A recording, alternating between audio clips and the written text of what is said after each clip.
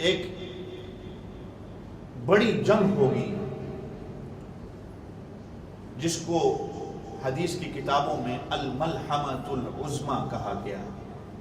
یا الملحمۃ الکبریٰ، جس کو اوریانی زبان کے اندر یا ہماری زبان کے اندر ہرمجدون کی جنگ کہا گیا، دا بیٹل آف آرمگیڈن۔ چنانچہ یہودیوں کی کتابوں میں اور عیسائیوں کی کتابوں میں بھی اس جنگ کا ذکر ہے، جو سب سے بڑی جنگ ہوگی۔ بعض علماء کہتے ہیں کہ یہ، جیسے میں نے کہا کہ یہ شروع ہو چکی ہے، جب میں نے کہا نا کہ 92 کے وقت سے خلیج کی جب جنگ شروع ہوئی، یہ تب سے یعنی اس کی آگ بھڑکائی گئی اور یہ چلتے چلتے قیامت تک چلتی رہے گی۔ بعض کہتے ہیں کہ ظہور مہدی، امام مہدی سے پہلے یہ جنگ ہوگی، اور بعض کہتے ہیں کہ یہ جو آخری جنگ ہوگی جس کو ورلڈ وار 3 بھی شاید کہا جائے، وہ یہی الملحمۃ العظمی، جس کو ہماری زبان میں ہرمجدون کی جنگ کہا گیا ہے، حدیث پاک میں بھی اس کا ذکر ہے، یہ وہی جنگ ہوگی جس نے قیامت سے پہلے ہونا ہے،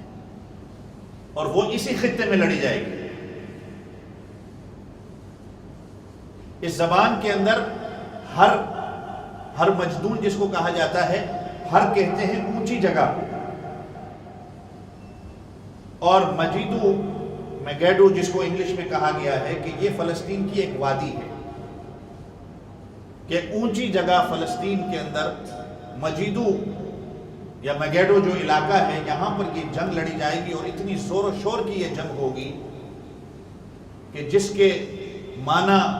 ملحم کہا جاتا ہے نا، کہ جہاں پر گوشت بنتا ہے، ملحم، لحم کہتے ہیں عربی میں گوشت کو، اور ملحم کہا جاتا ہے کہ کسائی خانہ۔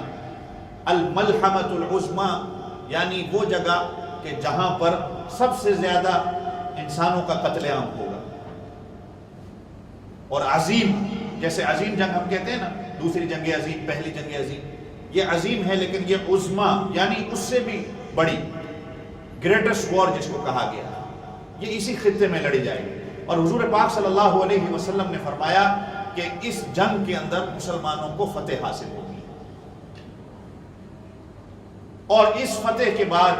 جیسے بعض نے کہا کہ آخری، بعض نے کہا پھر اس کے بعد مسلمان پھر اپنے اپنے علاقوں میں پھیل جائیں گے، پھر امام مہدی کا ظہور ہوگا، حضرت عیسیٰ علیہ السلام آئیں گے۔ اور آپ صلی اللہ علیہ وسلم نے اس جنگ کا جب ذکر کیا، حدیث پاک میں جہاں ہمیں اور باتیں ملتی ہیں اس خطہ شام کے حوالے سے، آپ صلی اللہ علیہ وسلم نے دمشق کا نام لیا، جس کو آج ڈمسکس کہا جاتا ہے، اور آپ صلی اللہ علیہ وسلم کا فرمان ہے، اذا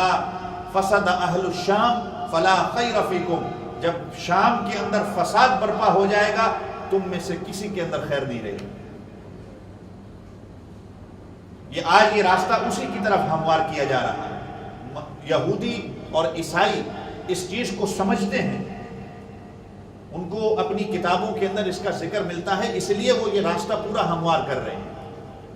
کیونکہ حدیث پاک میں جب آتا ہے نا، حضور پاک صلی اللہ علیہ وسلم نے فرمایا کہ دجال کے ساتھ 70,000 یہودی ہوگا ایران کا، یہ راستہ پورا اس کا تیار کیا جا رہا ہے۔ آپ صلی اللہ علیہ وسلم نے حتیٰ فرمایا کہ ایسا وقت بھی آ جائے گا اسی ملحمۃ الکبریٰ، اسی جنگ کے اندر، کہ کسی درخت کے پیچھے، کسی پتھر کے پیچھے اگر کوئی یہودی چھپے گا تو وہ درخت اور وہ پتھر آواز دے کے کہے گا کہ اے مسلمان، میرے پیچھے ایک یہودی چھپا ہوا ہے، لہٰذا اس کو آ کے قتل کر دے، سوائے حضور پاک صلی اللہ علیہ وسلم نے فرمایا کہ ایک درخت جو ان کا اپنا ہے، جس کو کہا جاتا ہے غرقد، اس درخت کے اندر سے آواز نہیں آئے گی۔ اور آپ حیران ہوں گے کہ آج ان سارے غرقد درختوں کے بیچ کو بویا جا رہا ہے اسرائیل کے اندر، اور ابھی بھی ریسنٹلی یہ جو کچھ اٹیک ہوئے، انہی درختوں کے سائے میں وہ چھپے ہوئے تھے، کہ سوائے اس درخت کے آپ صلی اللہ علیہ وسلم نے فرمایا باقی ہر درخت پکار اٹھے گا کہ مسلمان آ کے اس کو قتل کر دیں۔ ہمارا تو ایمان ہے ان چیزوں میں، تو یہ راستہ اسی کی طرف سارا ہموار کیا جا رہا ہے، جس کا حضور پاک صلی اللہ علیہ وسلم نے فرمایا ثم تکون خلافۃ علی منہاج النبوہ، ہم اس چوتھے دور میں گزر رہے ہیں جس میں آپ صلی اللہ علیہ وسلم نے فرمایا کہ ظلم، بربریت اور آمریت کا دور ہوگا، قتل و غارت کا دور ہوگا، فتنہ فساد کا دور ہوگا، فحاشی اور عریانی کا دور ہوگا، پھر اس کے بعد خلافت میری نبوت کی طرز پر قائم ہوگی۔ حضور پاک صلی اللہ علیہ وسلم فرماتے ہیں کہ میں نے خواب میں دیکھا کہ میرے سر سے ایک نور کا پلر، ستون نکلا اور آسمانوں کی طرف چلا گیا۔ تو حضرت عمر رضی اللہ عنہ نے آپ صلی اللہ علیہ وسلم سے پوچھا اس خواب کی تعبیر کیا ہے؟ تو آپ صلی اللہ علیہ وسلم نے فرمایا کہ یہ